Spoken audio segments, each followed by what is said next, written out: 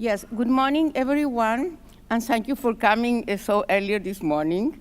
And first of all, I wanted to thank the organization of this EUPAC 2019 for inviting me and have the opportunity to present what we are doing in our country. Emerging food safety issues is really a new challenge for Latin American countries, and I could say for all over the world, but I will speak mainly from the experience of my country. As an example, we will delve deeper into climate change as a promoter of change, leading to emerging food safety issues. That is what my institute is really responsible. I will briefly mention what we are doing as a proposal of methodology in order to be prepared for these challenges. Foodborne diseases. Foodborne diseases are the main cause of morbidity and mortality and a significant impediment to socioeconomic development worldwide. But the burden of unhealthy food, particularly by chemical and parasitic contaminants, has remained still unknown. However, and also, one very important detail is that 1/3 of the 420,000 deaths corresponds to children less than 5 years old. And 600 million cases, that means one in 10 persons have some foodborne diseases. These are data from the study of the World Health Organization 2016. However, their calculations are very conservative, and more needs to be done to improve the availability of foodborne diseases burden data. There are more than 200 foodborne diseases, and the study only considers 31 foodborne diseases hazards, 31 hazards causing 32 diseases. Therefore, the burden of disease is likely to be even greater. However, as we know, it is clear that the global burden of foodborne diseases is considerable and affects everyone, particularly children under 5 years of age and people living in low-income countries. Industry is doing quite a lot. All private companies has certification schemes, and governments and regulators also are working with surveillance and risk management programs and risk evaluation. But despite all the control systems are doing, we still have problems in Chile and worldwide.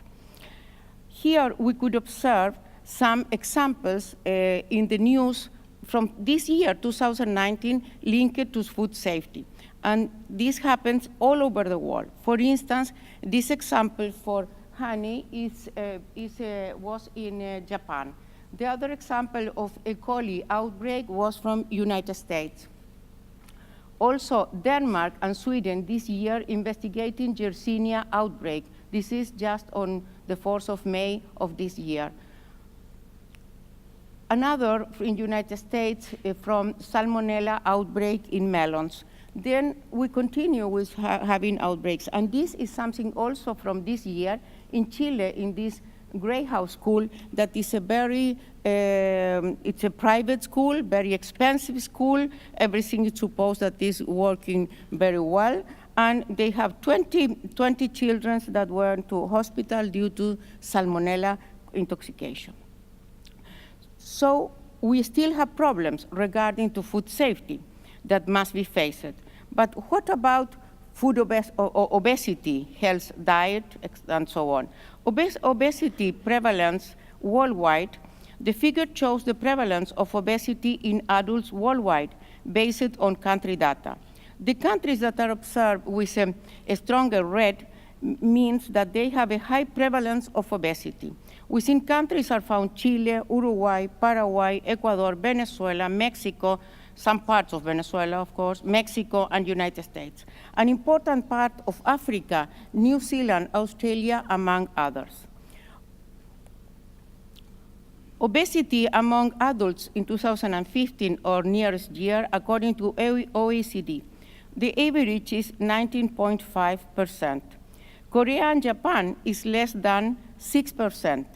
Hungary, New Zealand, Mexico, and the United States, more than 30%. And what is happening on Chile? On Chile, in 2017, we have had the last report of the last surveillance, and the overweight and obesity affects 70% of the population. Therefore, the consumer habits are changing, and we need more fresh and healthy food without contaminants or residues. Latin America and the Caribbean is happening of the same, but they have 8% of desnutrition, undernutrition, and Central American 15%. In Chile, that is not a problem. The problem now is obesity.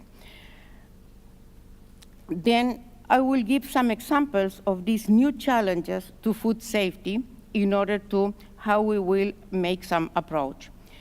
The first is the increase in world population. The estimated population for the year 2030 will reach 8.5 million people.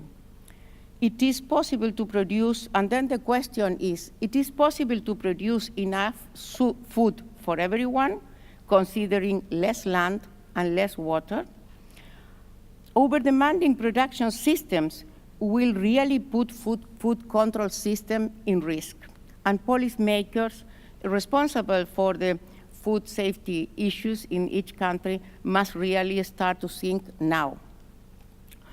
On the other hand, new consumers' trends. Informed new consumers are more informed and connected consumers, more education in labeling, more access to information at points of sale. With this QR technology, consumers can know where food comes from, when it was collected, how it was packaged, and so on. On the other hand, online shopping, delivery, and other trends, such as organic vegetables, put our control systems in really big risks.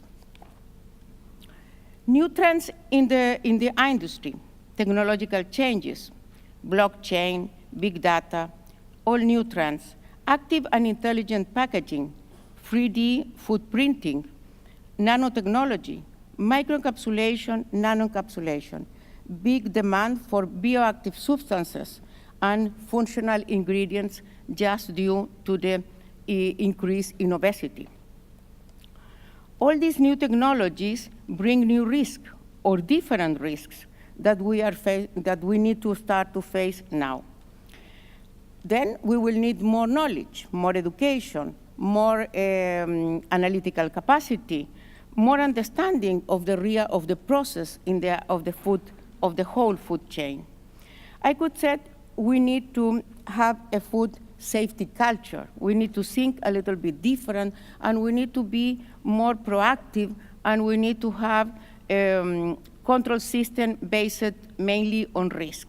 And this is the evolution of the HACCP that it's like United States in their Modernization Act, they are working with preventive controls based on risk.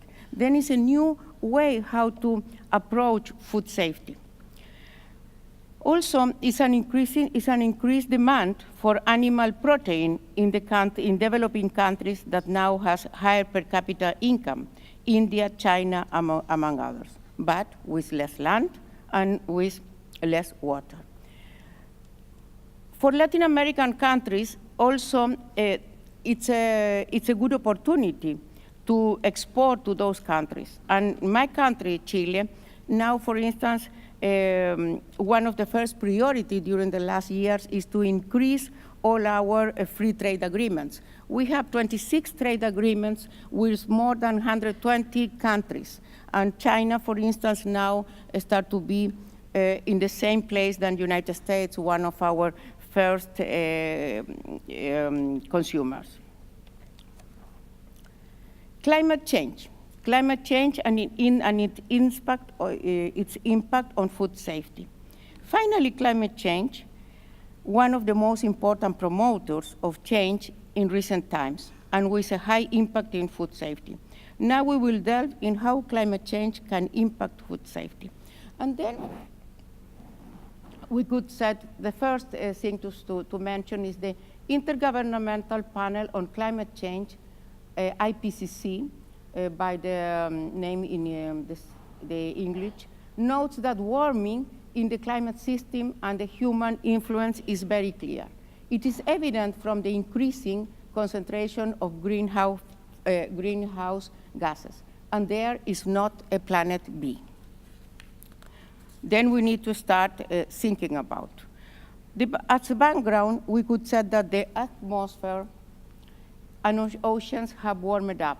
Snow and ice volume have decreased, sea levels has risen, and the global average surface temperature is projected to increase between 1.8 and 4 degrees by the year 2100.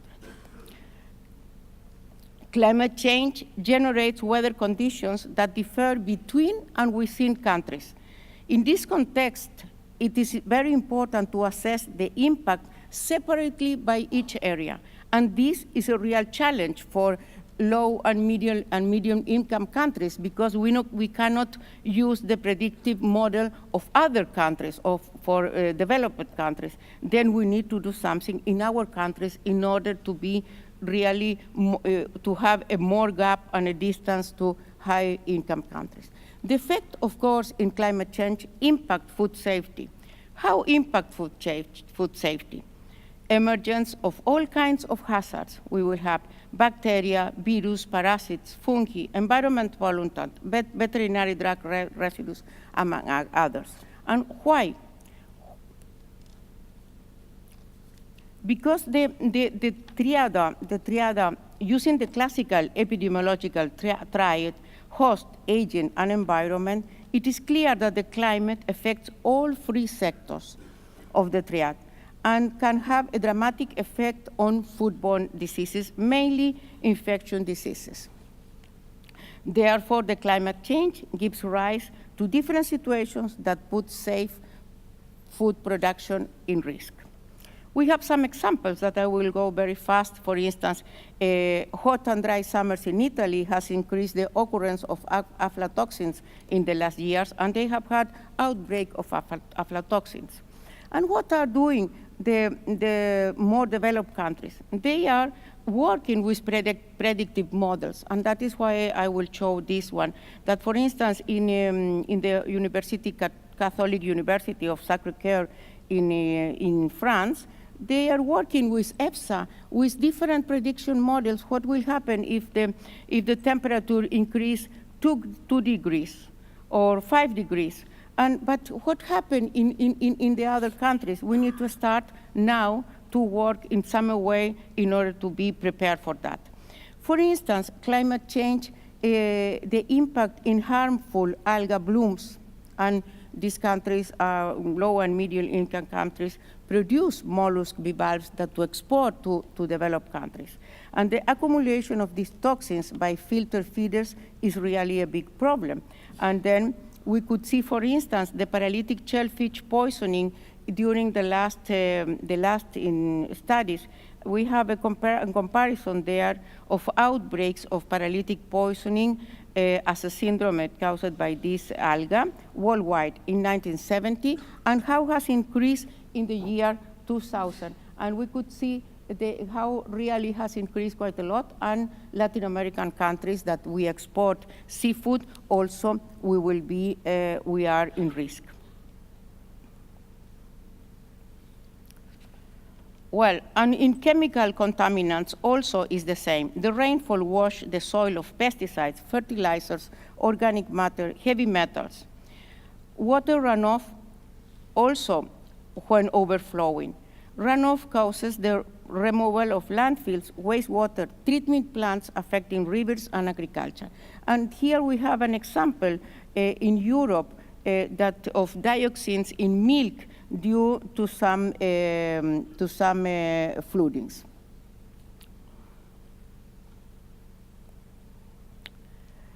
And in pesticides, that in this conference are many talks about pesticides. The current pesticides dose and or frequency of application maybe will not be appropriate in all the different places. Higher temperature, greater degradation of pesticides. Then what we need? We need more research in each country in order to really could avoid this problem. Also, climate change will increase incidence and prevalence of zoonotic diseases. As an example, increased incidence of mastitis and therefore the consequent use of antibiotics. And on the other hand, we need to reduce the use of antibiotics all over the world. Then what about these antimicrobial resistance programs that all the countries have signed to start to work in reducing antibiotics?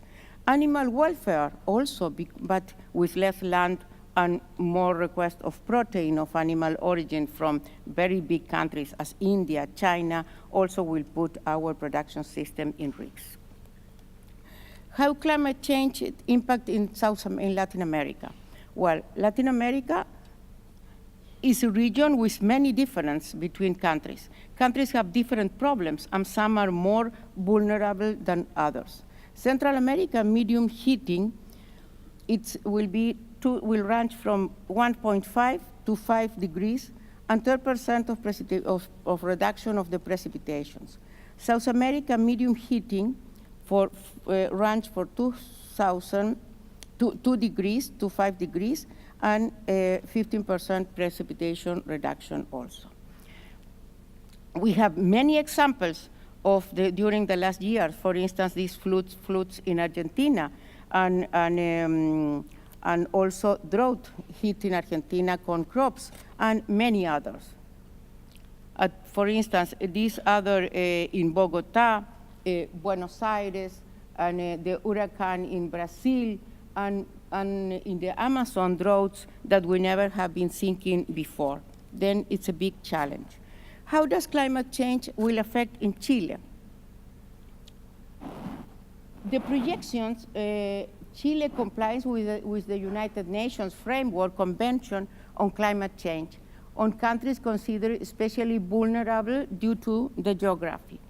The projections are increase between 2 degrees to 4 degrees in 100 years the temperature, and the reduction of precipitation from 5% to 15% to the year 2030. But we have had very extreme weather events in the region. For instance, last year we have had in the north, in 2 hours, the equivalent of water, of rainfall of 15 years in the north.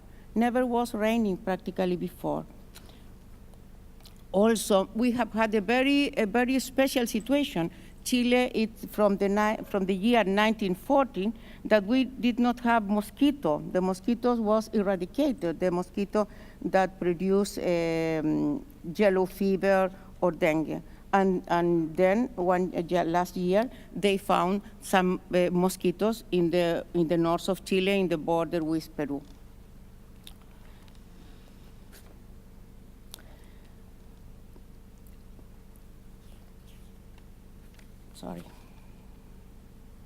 Sorry. Yes. Then, so let's think about this. Climate change is a promoter of a series of changes that can affect food safety. However, how can other drivers of change affect food safety? Will new foodborne hazards appear? What types of hazards? Will exposure of known hazards increase? When it may occur, among other questions. In order to respond to these requirements, it is necessary to implement a methodology to identify possible emerging risks in order to manage them before they become a real risk. And then the question is, are we prepared as low and income countries? And what's said here, but is in Spanish, el futuro está aquí. The future is now. We don't have many time to be prepared. And then in Chile, what we have? In Chile, we have already a plan made by the Ministry of Health, but in that plan, it's a climate change adaptation. It's only till now what will happen to be prepared, but what will happen that we will have more diarrheas, we will need to have more capacity in the public hospitals, but not what we can do to prevent the risk. And then as the Food Safety Agency, that is called ACIPIA, the Food Safety and Quality Agency, we decided to start working in an interministerial group in order to be prepared. ACIPIA is the one that coordinates and articulates and coordinates the national food safety and quality system. And what is the difference between the regulatory bodies? This is a small agency. The regulatory bodies are the ones that we need to work for them, but in this ACIPIA also, we have all the other stakeholders included, as government institutions, regulatory bodies, all the other ministries, consumers, universities, technical training centers, farmers, fishermen, fish farmers, agro-industry, trade associations, certifiers, then we have all included. And we are working, how we are working? We are the responsible for the risk assessment. The regulators are the responsible for the risk management. And then we have this called national integrated programs. We have national integrated programs for chemical risk, for chemical hazards, for microbiological hazards. And then we have set a group as a national integrated program in order to work in a proposal, in a methodological proposal for the identification of emerging issues and risks related with food safety. But what do we mean by emerging issues and risk was the first question. We have done only one meeting, and the situation was that we did not understand the same for emerging risk or emerging issues. And then that is very clear that we need to sit together and to work much more. The definition of emerging risk, if new hazards plus significant exposure, known hazards, and so on. And the most important thing is not the definition now, is that was needed to sit and work in this issue. Everybody we are talking about climate change and emerging issues or emerging risks, but really when we sit together, the regulators from the different ministries, there was no communication practically at all. What is an emerging issue there? Then we are working with EFSA also. Therefore, the identification of emerging issues is a preliminary step in order to identify if really it will be an emerging risk. The benefits to have a methodology, it is the main prevention tool, anticipates food safety problems, avoid crises, be prepared to face this risk, provide timely information to risk managers, take preventive and timely measures to protect consumers, improve the capacity of institutions, increase understanding, stimulates research, and even implement specific surveillance programs. But how we can achieve this? Because we need more research, we need more understanding. New challenges bring more opportunities, and then what we need to do is working together. Always I put this in this kind of talks that somebody maybe have seen before, because if we don't work together, academia, government, society, and the private sector, will be not possible to fill the world in the near future. Thank you very much. Nuri, let's go this way. Now you appear. Thank you, Nuri. Come this way. Take a chair. Let's put the lights up so we can see who's in the audience. And put your hands up if you have questions for Nuri, so we can see. Microphones do stand up, go much closer to the hands, and then we have a Q&A. It's that easy. Nuri, while we get the first question, one of the things that you said as you were part of this conference is how many issues are resonating for you. Even though you're doing food safety in Chile, you can see the connections that are happening globally. Can you explain that a little bit more? Sorry, do you mean more could you repeat me? Yes, of course. There are so many issues that you've been seeing that have been resonating for you. So you are from Latin America, but you are seeing those connections really happening for you in Latin America, but also a global issues. For instance, climate change. Well, climate change will be a challenge for all kind of countries all over the world. The difference will be if low and middle income countries, how they will be prepared. That is an issue. Yesterday in your panel was a discussion, a very good discussion, and then we were thinking about the future of agriculture, the future of family farmers. That is. Just be a little bit closer. Yes. There you go. The future of how, for instance, family farming, we will really approach a climate change and some risk. That will be the difference, because climate change will be a challenge for everybody, but maybe some countries we are not so prepared, and therefore that what I mentioned at the end of my talk. Where are the questions in the room? If you've got the microphone, can you just stand up for me? Very good. Just over here, red mic go to gentleman with his hand up. Gentleman, would you stand up so Nuri can see you? I'm already standing. Jean-Philippe Azoulay, I'm the head of the European Association for Crop Protection. Chile is a very big country, from north to south, right? It's a huge country. When you see the map that you shown, it's very big.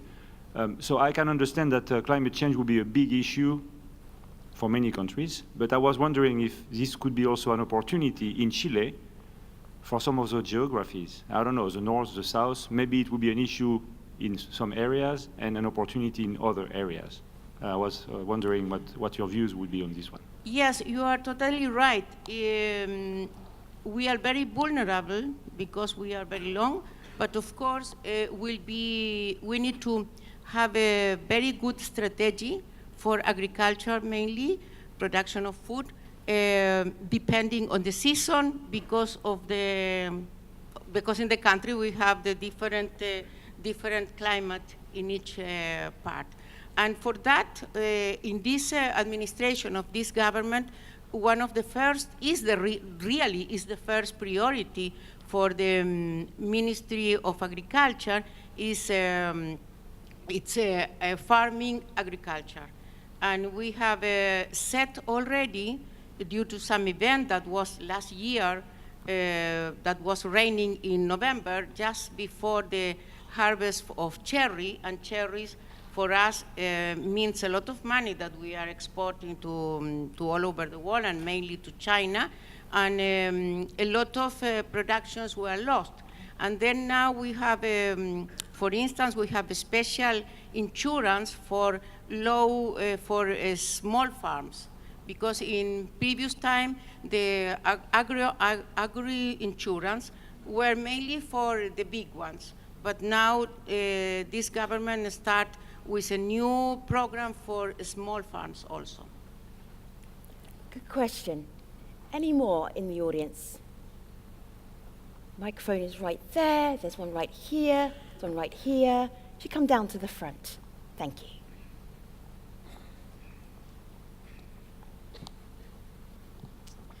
Good morning. Yes, Peter Spanhoge. You showed a couple of examples of food safety that are really related to microorganisms. What about pesticides? Are there any issues? Well, I mentioned that for pesticides also will be an issue because of the raining, because of the increase in the temperature, will be needed more research locally in the universities, more research about the application of pesticides.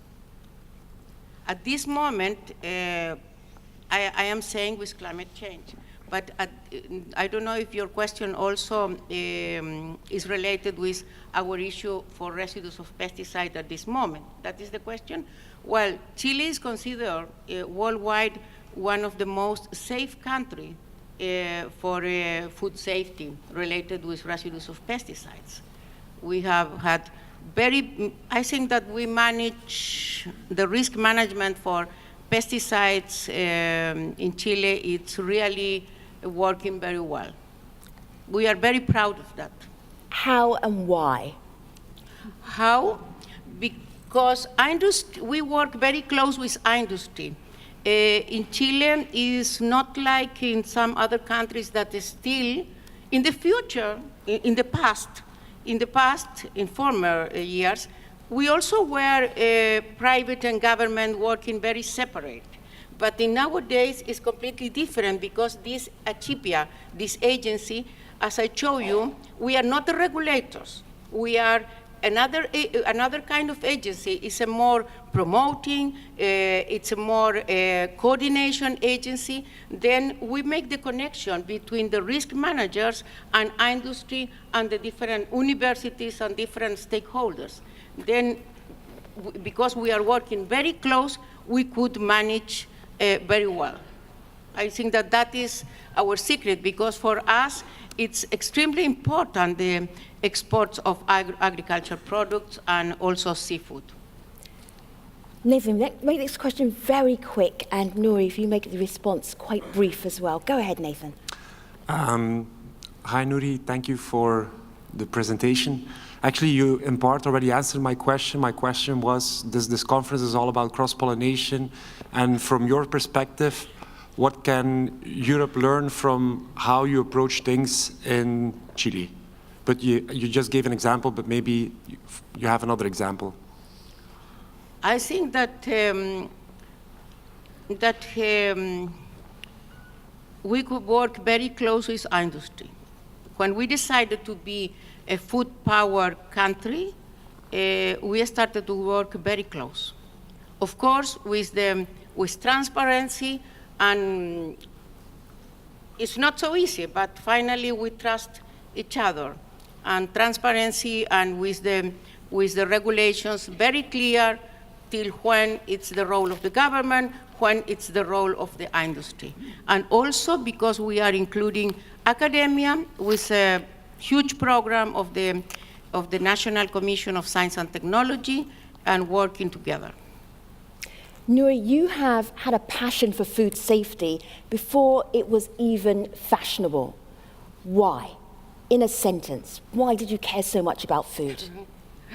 Well, I started to work in the Nuclear Energy Commission 42 years ago. Surely not. Yes. Surely just 12 years ago. No, 42 years ago, and I am very proud of that. Mm-hmm. And from the first beginning with nuclear techniques, was neutron activation analysis, it was, my boss said, well, we need to make applied research here, and then in which kind of matrices you would like to work. And then I said, in infant food. Mm-hmm. And then it's a passion for me because I think that we are what we eat. Exactly. It's difficult, but we are what we eat. You are about to be homemade Belgian chocolate, okay? Because our gift to you, to thank you, are the handmade chocolates from the Biosciences Engineering faculty. I hear they're amazing. I don't know. I've never tried them. You can check them for the food safetiness of them. Nuri, Gras. Thank you very much. Thank you.